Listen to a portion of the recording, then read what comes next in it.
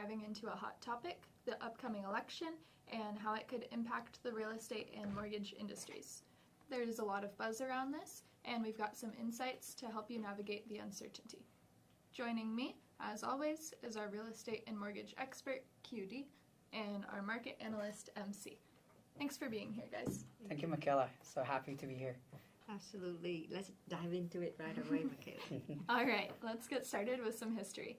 So, QD, historically speaking, what's the general impact of presidential elections on the housing market? Yeah, so based on the historical data that we see, every election, so before election, right, it's like at this time, it's only like less than 10 days to election. The market tend to be slowed down a little bit because people now want to wait to see the result, because each president will have their own policy, right? They don't know who will win the election, right? If this person wins, they may have different policy, and that could impact real estate and mortgage market. So people tend to, during this time, they want to wait a little bit to see who will win the election and then what the economy picture will look like, and then before they make a move, right? Because purchase a house is just not like purchase a car or some small item. It's like a long-term commitment and investment. So that's why every time when it comes to close to election, the market tend to slow down a little bit. And then actually the real estate market is just like, it's just some kind of measurement of people confidence. Right. So when people confidence, they buy. When people are not confident, they not buying. Right. So it's about how confident people are. Correct. Yep. It affects the housing market. Oh, that's interesting. So, MC, what about home prices? Do they drop during election years, or do they stay pretty stable? Michaela, actually, home price doesn't get disrupted by the election years. But from the past data from history, we always see that home price going up after that. And the only time the home price went down was 2008. But remember 2008, it's not because of the election year, it's because of the economic crisis at that time. So it was the entire nation, the entire world, the housing market were crashing. So Yeah. It's not the election. Right? Not the election. So I would take look at that as a car, right? You keep moving, and then when you see the stop sign, you slow down a little bit, right? And you stop, and then you keep moving, right? It's like election, right? When we close to the election, people like slow down and then watching, right? And then we pass the election, they will back up to the side. I mean, yeah, because we need house to live in, like right. It's not like something that we don't need. We right. need it so much. Everybody need a house. Everybody want a house. All right, so sales will typically slow down a little bit, but prices hold pretty steady. So let's talk about interest rates. QD, how are interest rates usually affected by election cycles? Right. It's very interesting, the relationship between interest rate and election. And if we look at the past data, same thing, like every time it's close to election, we saw the economy, we saw the Fed start to cutting rate. I don't know, because maybe they want to put some fuel in the economy to make people like feel more confident in our economy. And when the election come, and then there's a lot of uncertainty, right? When people, like MC said, when people uncertain, like they will want to make a purchase, right? They want to spending money. So that's why Fed want to fuel economy a little bit by cutting interest rate, right? Because we had the first interest rate cut in last month.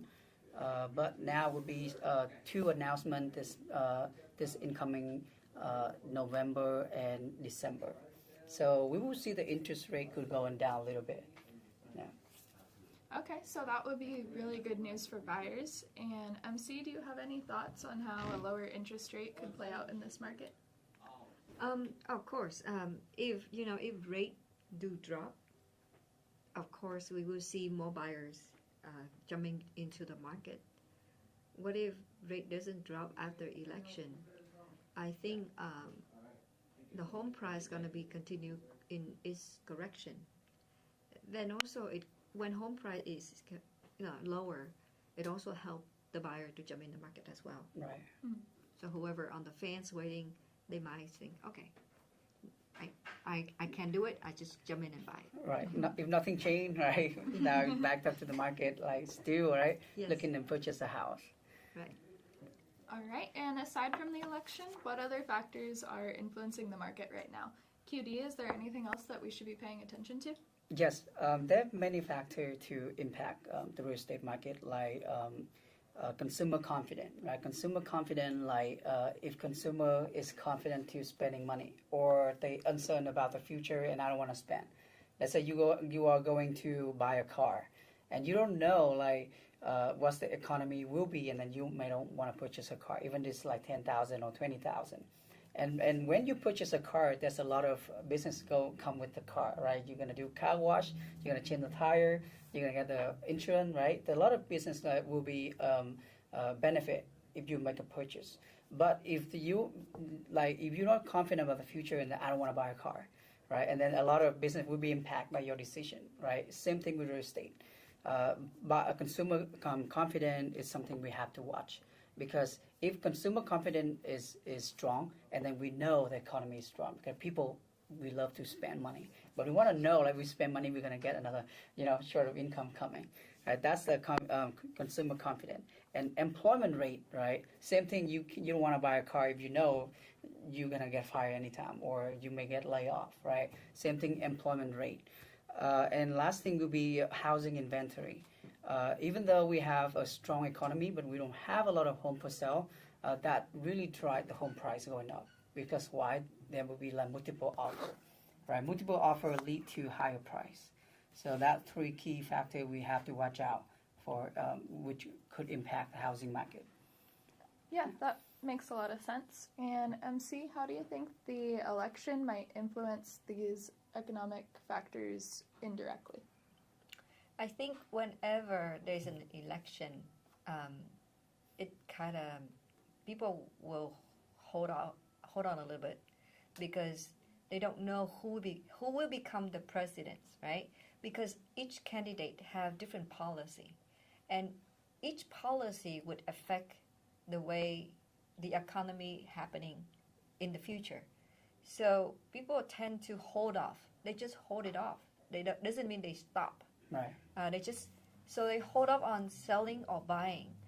Because it's coming very soon, November 4th, right? Or November 5th. Yeah.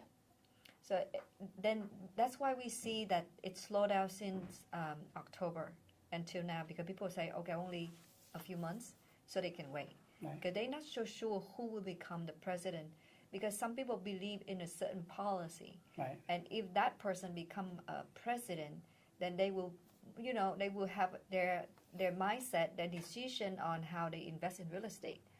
And when they don't know who will become, they just hold off and they wait.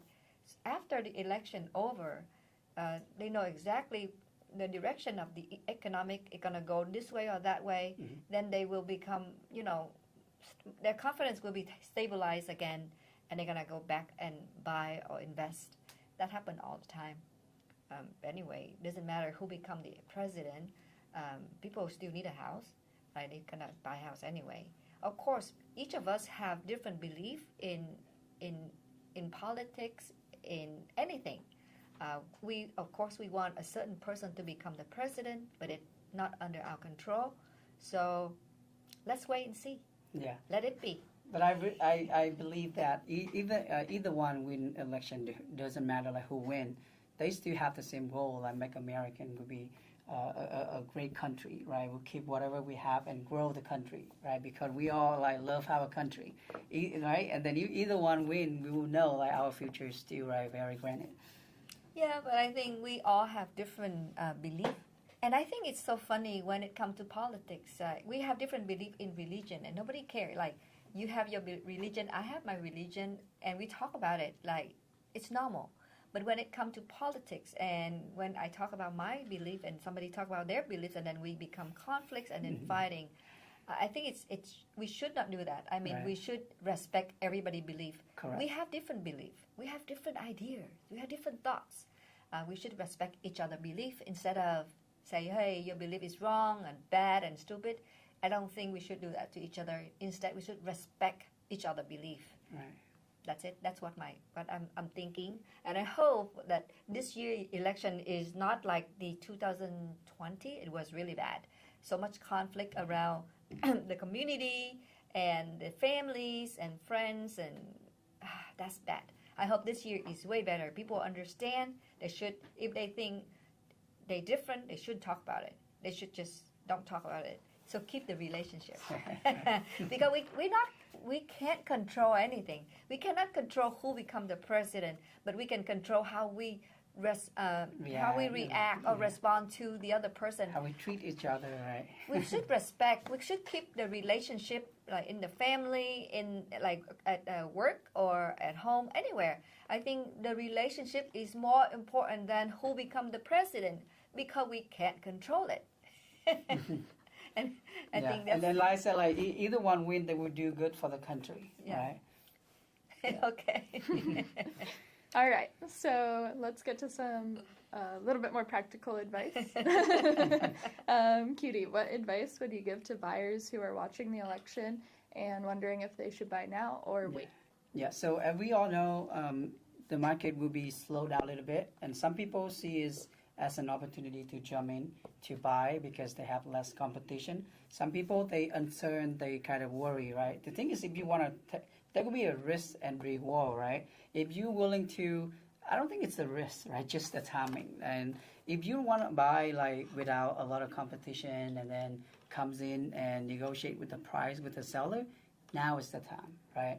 And some people, they more skeptical. They want to make a move because they worry about the future. And then those maybe should wait, right? Because that's, for them, a little risky if they make a move today. But for some people, if they see that today is opportunity, they should jump in. Yeah. So it's hard. I can't advise, should we buy now or should we wait, right? But like depend on how you think about the market, and then if you're willing to take risks and get a reward, right? It'll be different. All right, that's some good advice. And MC, what should sellers keep in mind during this election season? Hi, Michaela. It's to me, it election season and then holiday season. You know, is it Halloween? Tomorrow. Yes. Tomorrow. Okay. Tomorrow. So Halloween, we have Halloween parties, and then after that Thanksgiving, and then after that Christmas. So holidays coming. So it definitely affects the real estate market because of the holiday season, and the election, as Curie mentioned at the beginning, it really does affect the confidence in people, because they don't know what's going on, who's going to become the president, what are the new policy, what is the future of the country. So those affect the slowdown in terms of housing activity on the real estate market.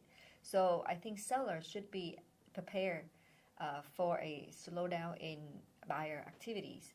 So I think just be patient, and if you have to sell your home, I think you should still sell it, because there are still a lot of demand out there. There are still buyers. It's just less buyer. It doesn't mean there's no buyer. But if you sell during this time of the year, you have to make sure your house look really good, very attractive to the buyers, and also the price had to be reasonable. I mean, it had to be the market price. If you overprice your home, then it's going to be there for a long time. So that's what I can see from my point of view. Okay, thank you, MC. And thank you both for being here today. It sounds like while the election may cause some temporary changes, the fundamentals of the market are going to remain steady. And as always, it's about staying informed and making strategic decisions based on these trends. Yes, exactly. So keep an eye on the trend and understand the broader market. That's really help you at the buyer and seller make the informed decision. Also, remember that election comes and go. Every 4 years. We cannot change that. But the housing market have a cycle. And we always know that home price always go back to the fundamental of demand and supplies. So make your decision on selling or buying based on the fundamental concept of demand and supplies. And also remember, if you need a home and if you qualify for a mortgage and if you have a down payment and you're ready for it, it's the best time. So the best time is when you're ready to buy a house. It's not who gonna become the president or is it a election time. To me, the best time is when we're ready. That's what I'm thinking. Yep. That's some good advice and wise words. Yeah, wise way. So that's it for this week's episode. Thank you all for joining us. Make sure to tune in next week for more real estate market updates. Don't forget to like, subscribe.